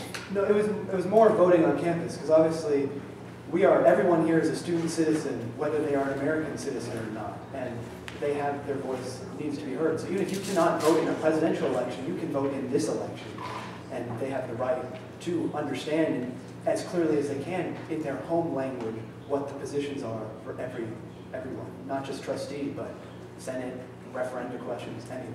Great, right. Well, I believe that the university could do a lot better job at communicating, as you had said. I don't think we take advantage of our Illinois.edu page as well as it could be. That is certainly a site that the election notifications could be put out on. Rhetoric aside, again, I have a record of registering students to vote here at the university. I work with the county clerk. It's something that I care about because I think everyone's voice should be heard, rightfully so, as you said, as we all residents of this university. Great question. Yeah, that was a phenomenal question. I think that this issue is bigger than just one person going out and trying to get a bunch of people to vote, as you would probably think. And one of the important things that can also correlate with different ideas that I've had before is a larger involvement on the RSO level, and it could include mass mail, but particularly in terms of the RSO, you interact with these people on a daily basis. You see them, the executive board, them getting their people, their constituents to come out and vote, and essentially be called grassroots voting. These small entities, kind of just encouraging their people to vote for student senate, vote for student trustee, vote for referendum, and vote for elected officials in Champaign, Urbana. So I think it really starts on that micro level of somebody talking to 20 students at their organization, and all of the other executive boards talking to their organizations as well, and just really encouraging you can have your voice heard. So. Ben, I want to ask you a question just to clarify, because I believe you've gotten two different answers that answer to different questions. Do you mean overall national voting, or do you mean student elections? No, I mean specifically student voting. Okay. My idea of the voting guide would be something that Chairman joins and the CSCC does. It basically puts out a PDF, sends it as a mass mail, and it would have positions everywhere. And that would be something. I assume most of you have voted before in a national or local election, where you can bring your voter guide, where you circle what you want. It has the rebuttals and everything there. And you basically know what you're going into, because right now I believe the list of candidates will come out, and then even on Wednesday, you'll just show names. And the majority of people who are not seeing this event right now, or who have not interacted with a Facebook group, or even a candidate in general, deserve to be able to read that one final thing that can separate everyone, and it turns into who can write and be the most persuasive at the last minute. Yeah. So to answer your question, something I think needs to be done to increase student voting here on campus for campus election is advertisement. I've had so many people come up to me and ask, what does a student trustee do? How are we university students and you don't know what your student trustee does? And so I believe that mass mail around election time let them know what the student senate and also the student trustee and also the school board are responsible for would be a great initiative that, I don't know who does that, but I believe that would be a great initiative for our students. As far as your other concern when it comes to diversity amongst the students who are voting or whatnot, I don't know if I should really be talking about this, but one of my campaign strategies is actually to diversify myself and get those underrepresented students in the voting procedures to vote. Because my time here on campus has been heavily dedicated to OIR, and so I've reached out to numerous friends, numerous different organizations I've encountered, numerous jobs I've had in the past and whatnot, saying, is there anybody I can talk to who probably won't vote, who are students you don't see really active here on campus? Well, no, I agree with you. I'm running my own campaign myself, and just with the people I've interacted with, I have a Korean friend, and he saw my Facebook page, and he saw something that I submitted to the various organizations I've talked to, and he translated it into Korean, and then shared it online. And so all of the Korean students who, they understand English but may not understand it that well, can see it. And I just feel that on an overall level, with anything that's distributed, it should be in as many languages as we can. If I may, I think we have some tangible solutions, and if I may propose these, mind you, that off the top of my head, but I'm trying. Okay. So I think the first thing we need to do, and Adam, the CSCC would play a big role in this, I think we need to require candidates to release their platforms early. Yeah. I think that's the first thing you need to do. You need to commit to what your values are and write it, and you need to submit them to the CSCC. Then I think from there, the CSCC chair takes them to different departments. He takes them to the cultural houses, and he has them translated so that students can do it, and you then disperse it upon those listservs so that students can see it. I also think that we need a little bit more than a mass net. I mean, granted we have a campus of 40,000, but we also need to restore that small campus feel. And so what I would do, Adam, is I would have deputy commissioners in different colleges advertising that an election is coming up, advertising that this is what the office does. And we can have different organizations and diverse people represented in doing that. We need to press the flesh more. And that's how I think that we can solve your problem, with making sure that we explain it to our diverse population and that they're aware that voting is taking place. I am in complete agreement. I think voting should start earlier. All candidates should be required before even the end of fall semester to have things submitted, so over break things can get translated and distributed so people have enough time to make their decision. Great, thank you. Xiao, you can have the last word on this. Yes, thank you for asking this question. Voter turnouts for student government here at this university has always been statistically low, even when there was great representation, even when the Greeks were involved with the student government. As ex officio members, votership was still, I believe, below 20%. This is a complex problem and cannot be solved by one person. What it should be done is for a series of there should be about 5 straight years of good student government that is always visible, that you can see from the quad. For voter turnout, that would be the long-term solution, is for a good student government, is for the people to elect those who are best qualified for the position. Because our student senate, our strength relies on the amount of people who vote us in. That is our main strength, because we are a representative student government. So essentially, it's a very complex issue, and that it should work with the student government, and that every senator should broadcast themselves even on the quad during their term in office. Thank you, Xiao, and thank you for your question. Can we get the next one? Hi, I'm Kenny Kassar from the College of Business. This is a much more general question, but what about you as a person and your experience will ensure to me that you won't just be another person sitting on the position, but rather you will use the position and actually do? Great, I'd love to pick up that question. In fact, Keenan and I go way back, and you've seen firsthand my interest in government, my interest in politics, and that's actually relayed to you. You saw it yourself, me getting you involved in the Government Affairs Committee, then leading you to running for Student Senate. I care about students, I care about their involvement, you've seen it firsthand yourself. Go ahead, Xiao. So right now, I'm doing the campus committee process. That means I schedule and respond to emails from 97 applicants, schedule them, and I interview almost all of them too. So I do that within a span of 3 weeks, and that's quite a feat, if I may say so myself. What I've done last year was, I was the first historian of student government, and I charted the course of student government all the way from the 1870s until now. I'm one of the few people who have done so, who continues to do so for the sake of our current student government and for the future ones as well. Might I add real quick something? Because I asked, there were 2 parts of the question, not just your experience, but also you as a person. So I'd add some personality element to it. Okay. You know, I've been in the Student Senate for just over a month now, filling a college media vacancy, and I think I've already acted as strongly as I can in that position. So my experience on my subcommittees and on the Senate floor has been very positive. I think I'm a very conversational person, someone who's approachable, and I think that is important in a student trustee because these issues need to be brought to the people, and it needs to be done in a conversational manner in a way that can be communicated to everybody. And I think that's what I can bring to the position. I guess, and this, I guess, you know, leaders have faults, and I guess that one of these would be mine, is that I could argue that I'm sometimes overly committed to a cause. I've been in the Senate for 4 years, as you know, and I took 1 year off and then could not stay away to come back and help advance the causes. So I think that you've seen me Wednesday nights debating and fighting for students. So I think you understand where my heart lies on that issue. And that's just a part of me.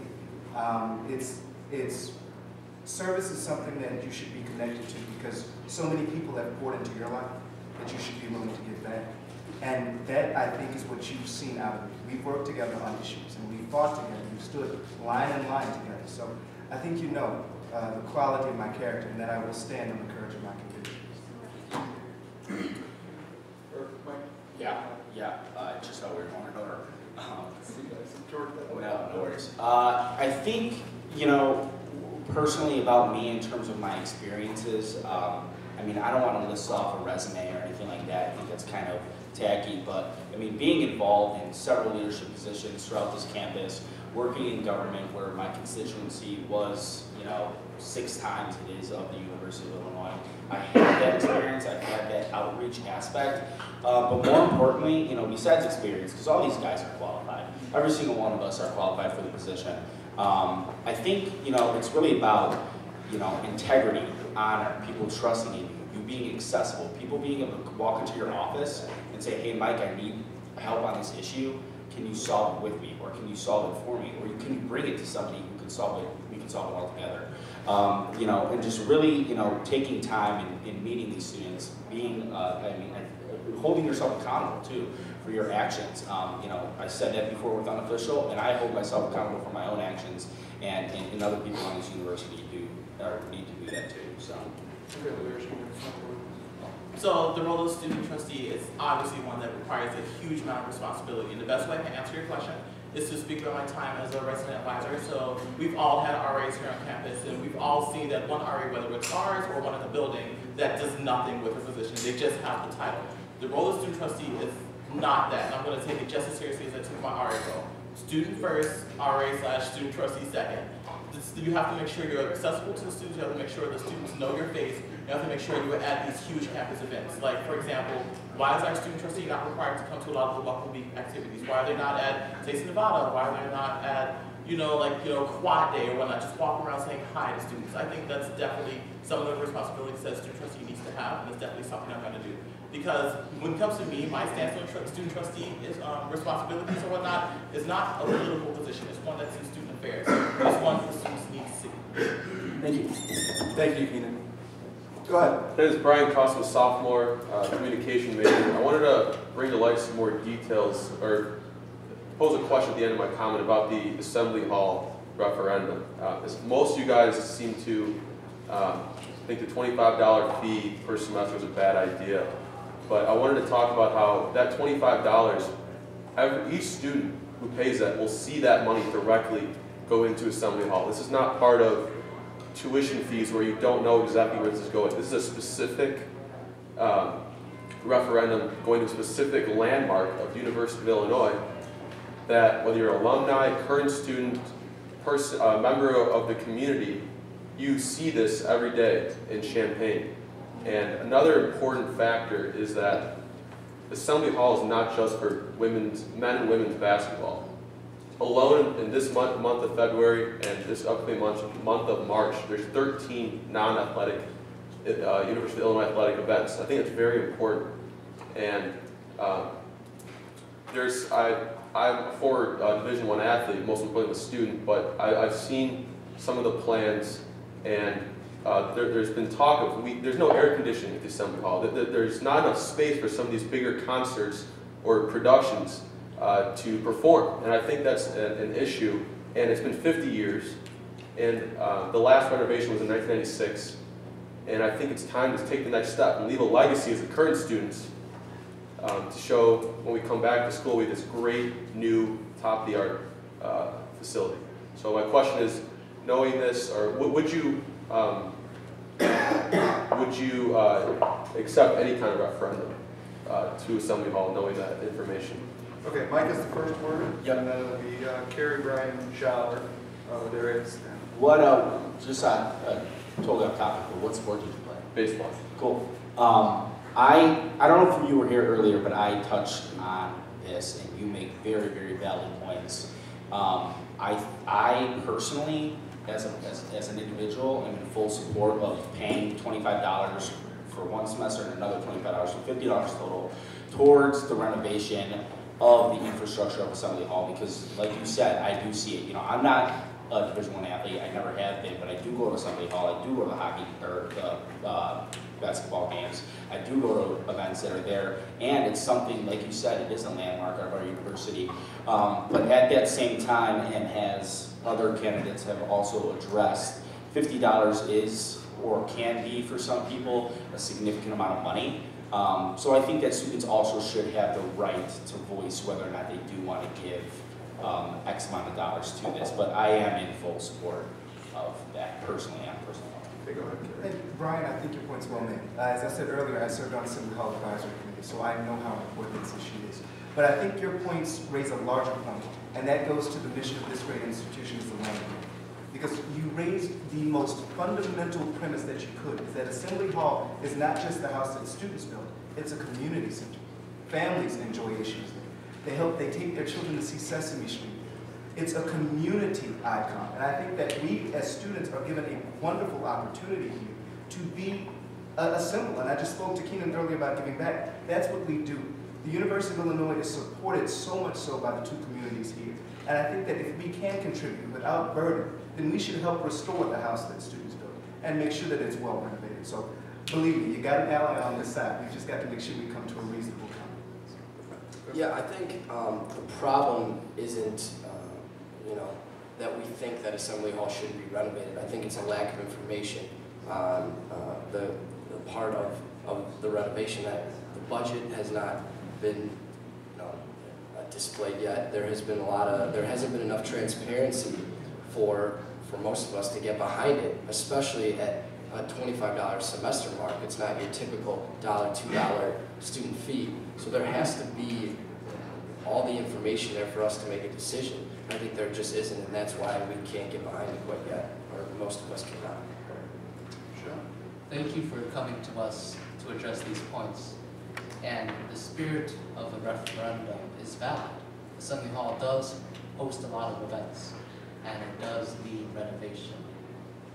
And the right way to do it is to do what Cersei did a few years ago, is to effectively broadcast what the money is going towards. And that's the main issue that will go upon the students, because it doesn't matter how much good could come out of it if it's not done in the right way, in the right transparent manner, in that every student would know what his money is going for. And that there needs to be an overall increase in communication with Assembly Hall towards the rest of the students.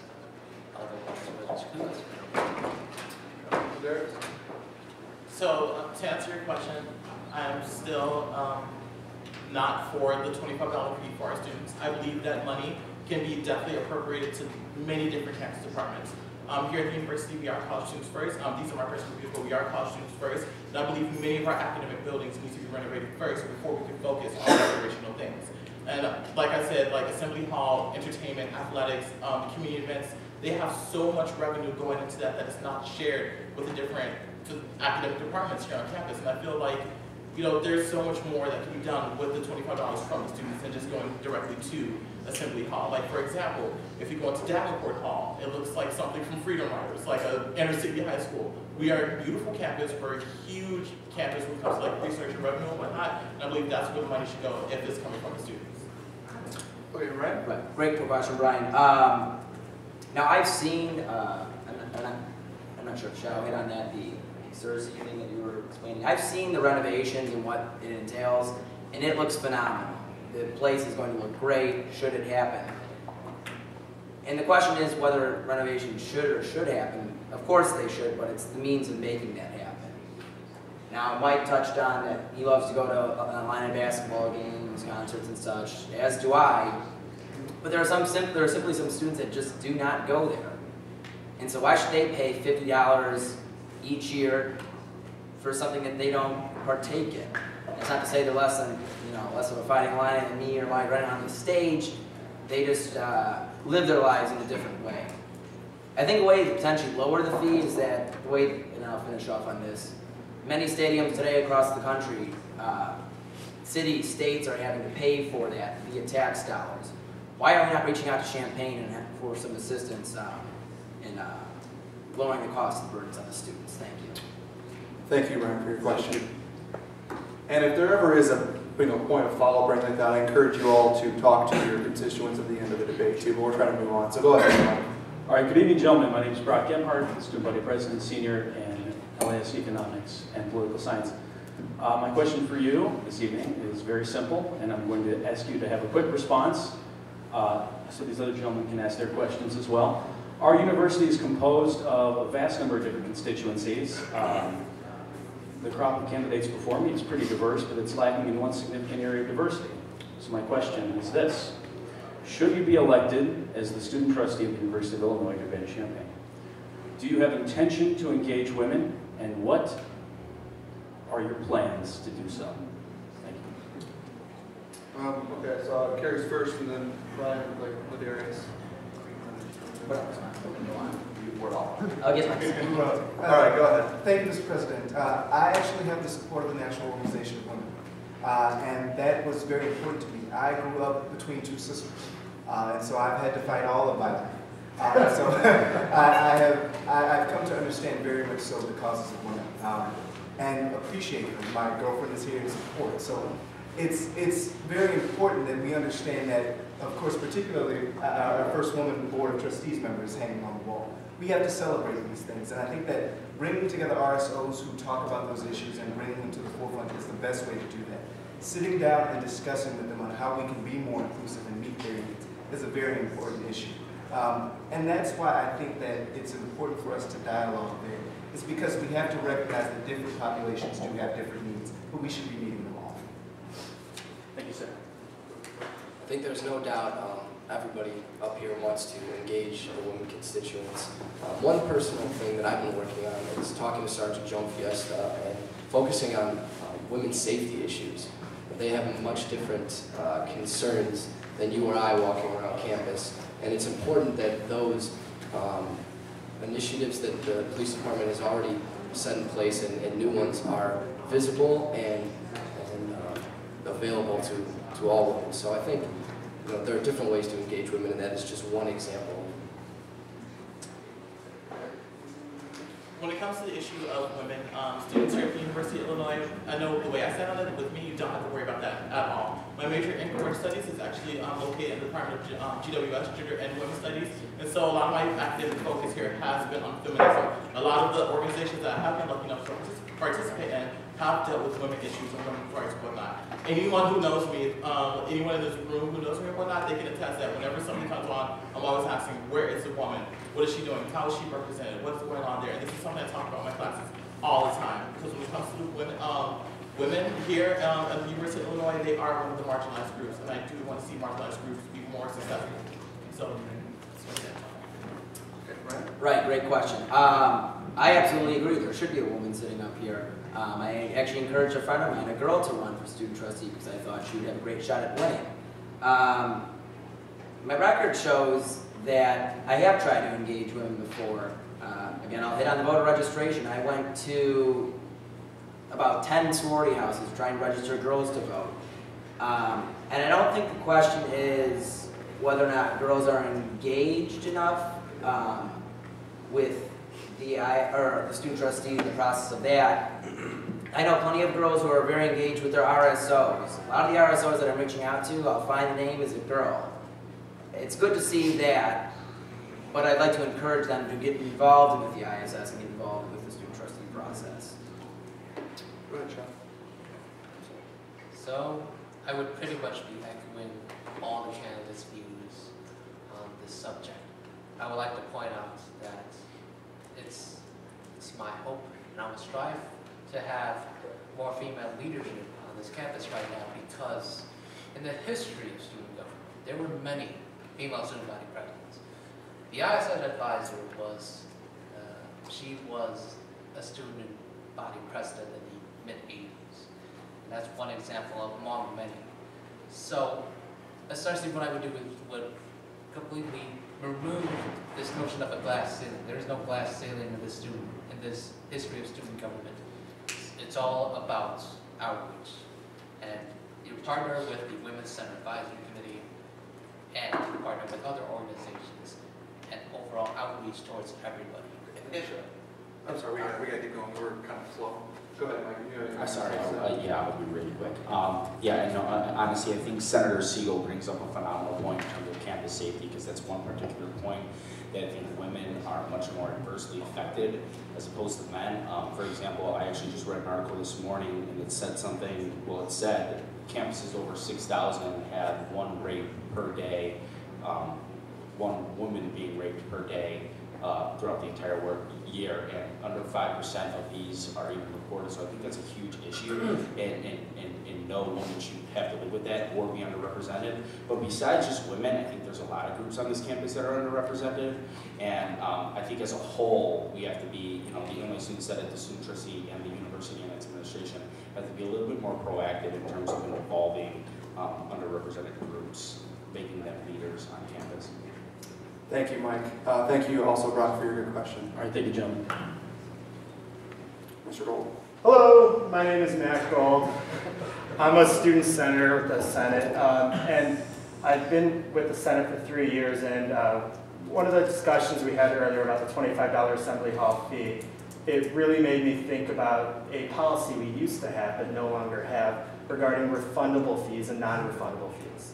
Last year, the administration on a top-down measure told the student body that there were no longer going to be refundable fees and that all fees were going to become non-refundable. When the administration made this statement, the trustee at the time and the student senate at the time did nothing to stop it. What would you do if elected to trustee to potentially bring back refundable fees, and what would you have done if you were the trustee last year? We'll do Brian first. Well, I think we need to reverse that process. There are certain fees that go to things that we do not use. Healthcare was an example that Mr. Gleason brought up earlier. So we need to make sure that all fees, if they are a certain facility or use that someone's not using, should be refundable. And I definitely disagree with the process currently. My stance on that, absolutely not. When that happened last year, I was one of the students that wasn't affected by not being able to refund those fees or whatnot. I would come out of pocket to actually pay these fees for services I was not using. And so when it comes to the whole Assembly Hall fee, we can try to propose like, we'll have some students pay for it, some students won't pay for it if they vote not to. But again, that's probably not going to happen. If I'm elected to the student board trustee, I'm definitely going to champion for that. That is my main issue, is getting the student fees down. Any more fees, we cannot handle them. We don't need them, we don't want them. Thank you, Matt. Good to see you. I answered this actually earlier, and I said, we may not be able to go back to the days of universal refundability, but I think the students should have the right to petition not to pay the fee. I think they should be able to file paperwork with the university saying, you know what, I'm not going to do it, and you can't charge me for it against my will. And that's the way I think that we can get around refundable and non-refundable fees. Also, I have to disagree with my colleagues on the panel who say that the healthcare fee is not used. Particularly in the graduate student community, those with families use the healthcare services of this university. So I think to take that away from them doesn't provide them what they need to be successful students. I mean, the student trustee represents both student groups, and I think we have to be aware of that. But to your point directly, students should have the right to petition, not to pay fees. Shao, and then. Hi. Well, welcome, Matt. Thank you for asking that question. Welcome, Shao. So, essentially, if you remember from last year, when Renee Romano came to the Senate discussing about this in a special general meeting, what she said essentially was that I believe that President Hogan was pushing for this. Former President Hogan was pushing for this, and that Ms. Romano, she didn't collect enough signatures to place the question on a referendum, but she put it on anyway, so we couldn't really start with that. The Senate did try to do something, but at the end, they didn't have a quorum, and that they tried, but there wasn't enough time to do that. So essentially, students, they should have a right to choose what fees they should. Great question, Matt. I mean, I'm all in favor of redoing the non-refundable fees. How do you go about doing so? Well, you need to change the administration's perspective and how they also view it. And how are you going to change it when they just keep garnishing more and more money? That's why I have an agenda, should I be elected student trustee, to cut the administration's pay by a percentage of how much the raising tuition fees cost. If they want to keep raising the fees and aren't letting us refund it, then they'll have to suffer themselves as well. All right, go ahead. Yeah, I mean, that's a great question, and I kind of addressed my philosophy or thought on that a little bit earlier too, but, you know, these fees not being refundable is just an extra burden on students who have to pay, you know, X amount of dollars in tuition, plus housing, plus food, plus books. It's, you know, it's like, one of my econ professors was bringing up in class a couple days ago, you know, what is this opportunity cost of going to college besides graduating from high school and working right away and coming to be? Is it more economical to just start working? Will you make more money that way? So I think the number one thing is, yes, reverse that. All fees should be refundable. You shouldn't have to pay X amount of money if you're not going to use the service. And at the same time, that entire list of student fees needs to be line item, penny for penny, exactly where it's going, exactly where it's being appropriated to. I'm talking, you know, in specifics like this was, you know, used for an outlet in this room here and that. Like, I want it to be specific, so students have a better idea where their money's going towards. Okay, thank you, Matt. We'll have time for one more question, and then I think we'll have to probably wrap this up. Hey everybody, thanks for being here. My name is Max Ellithorpe, and I'm a student senator. And I asked this question to Chancellor Wise on the radio today, and she wasn't capable of answering it, so I'm confident you'll all do a better job than she did. I'm a member of the Civic Leadership Program, and our program is currently being restructured, and the master's degree is being taken away, and it's been a pretty rough process. So I'd love to know what your opinion on the current restructuring process is of the Civic Leadership Program. Should the restructuring go through the shared governance system, and as trustee, what will you do to ensure that students have a voice in the restructuring process? Go ahead, Mike. So basically what this restructuring process means is they stopped admitting students, right, to the program. So what they're going to go back and look at is say, okay, well, we no longer are admitting students. There's no students in our program. Let's just cut costs or shut down the program as a whole. Essentially, that's what's going to happen. It happened with aviation. And to be honest, I am just extremely against it. Restructuring is just another way for saying, you know, this is not going to be a democratic process. We're going to decide it by ourselves at the table with another hat. And you know, especially for, you know, this goes for any academic program. I know a lot of guys who were in aviation who can no longer get that just for different reasons. But at the same time, you know, especially for something like the Civic Leadership Program, where these people are coming through our university and are going to be the next leaders in Illinois, I just think it's a sad thing to do. So.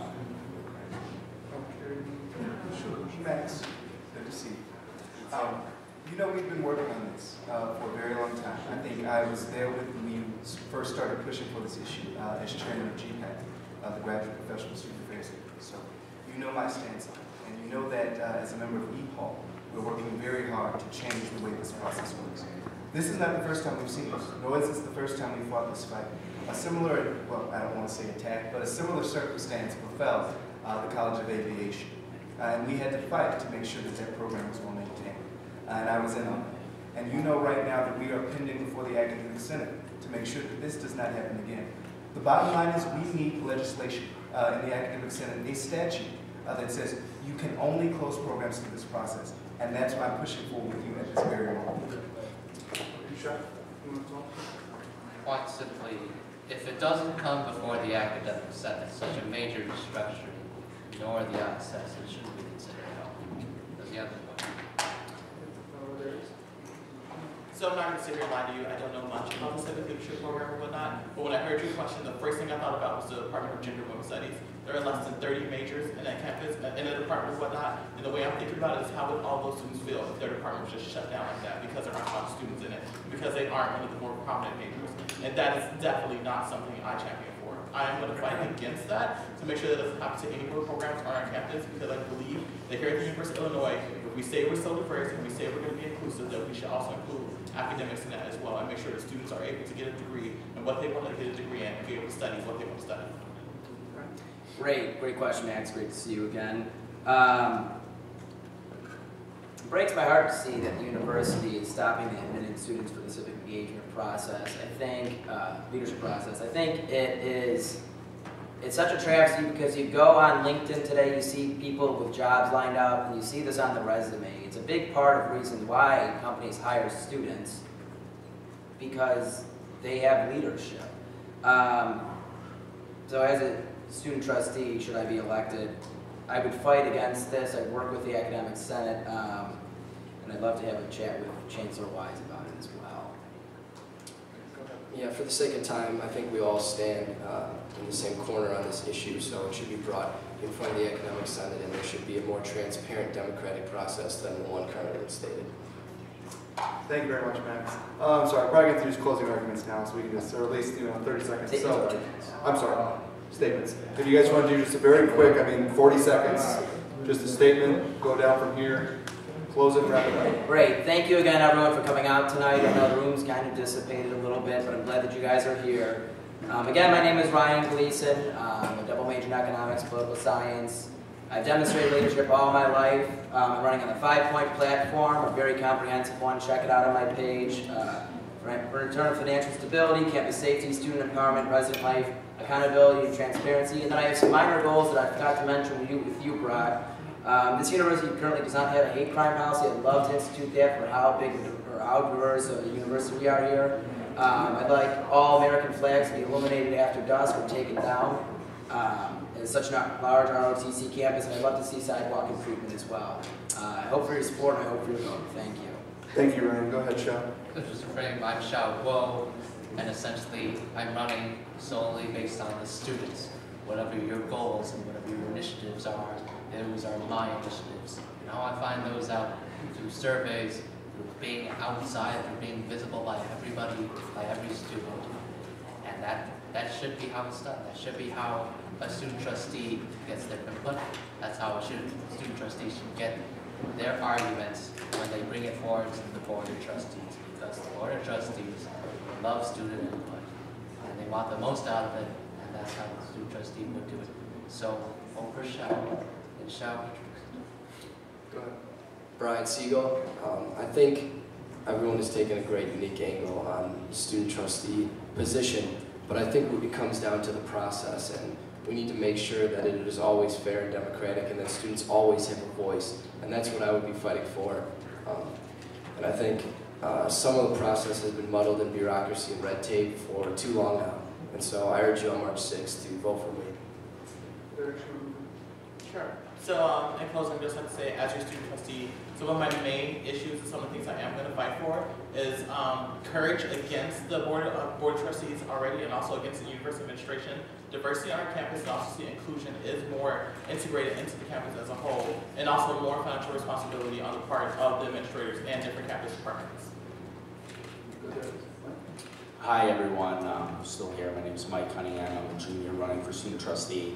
I've talked about the majority of my topics, but a couple that I also just kind of want to bring up is, once again, keeping the administrators accountable. As students, they're always keeping us accountable. We got to do the same thing to them. We've had 4 presidents since I've been here or decided to be here, so that's, key in that sense. And also in terms of just academics as a whole, really giving people the holistic option and ability to pursue their wants. You can't get a degree in LAS and business, or engineering and business, or engineering and LAS. And I just feel like that's something that we need to do to better prepare our students going for the future. So you can check out everything again on my Facebook page and Twitter page. And if you're with me, just please vote on March 6th. Thank you. Have a great night. Thank you. Ladies and gentlemen, it's simple. 3 key things. I want to revive, I want to rethink, I want to renew. And you've heard from the panel this evening on why you should vote for us, and I'm asking you to vote for me for those 3 reasons. I think our university has finally come to a place where we're no longer facing the challenges of the past, but that we can now look forward to the future. And I'm hoping to be the one to help lead us into that future. I have the experience, having been here 5 years. I have a legal background that I think will challenge the board being a law student, and my degree is in education policy. So I think I'm qualified not only in person, but as a student in this university who's focused on making sure that we advance forward. So thank you for your time. Thank you for staying and fighting the good fight. And I look forward to your support on March 6th. Thank you again. And with that, I'd like to thank all the candidates. I'd like to thank Brock and the ISS. Good job, everybody. Great job, Adam.